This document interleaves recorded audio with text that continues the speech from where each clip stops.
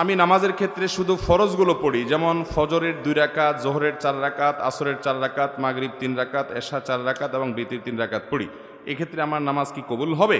আমার ফজরের নামাজ প্রায় কাজা হয়, জোহরের সাথে মিলিয়ে জোহরের আগে সেই 2 রাকাত ফজরের কাজা পড়ে নেই, আমার নামাজ কি কবুল হবে? আমি নিয়মিত তাহাজ্জুদ পড়ি এবং বিতির তাহাজ্জুদের পরে পড়ি, কিন্তু হঠাৎ মাঝে মধ্যে ঘুম থেকে উঠার সমস্যার কারণে ফজরের আজান হয়ে যায়, এমত অবস্থা বিতির পড়ার হুকুম কি? আমি নামাজের ক্ষেত্রে শুধু ফরজগুলো পড়ি, যেমন ফজরের 2 রাকাত, জোহরের 4 রাকাত, আসরের 4 রাকাত, মাগরিব 3 রাকাত, এশা 4 রাকাত এবং বিতির 3 রাকাত পড়ি।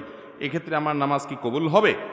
দেখুন, শুধু ফরজ পড়েন এই ভাই, সুন্নত পড়েন না, নামাজ হবে কিনা? উত্তর হলো, শুধু ফরজ পড়লে ওয়াক্তের দায়িত্বটা আদায় হবে। জোহরের ফরজটা পড়লেন, জোহরের ওয়াক্তের দায়িত্ব আদায় হলো, কিন্তু এটা পরিপূর্ণভাবে হলো না, ত্রুটি থেকে গেল। আপনি তরকারি খাইতে চাইলেন, তাহলে আপনার তরকারি খাইতে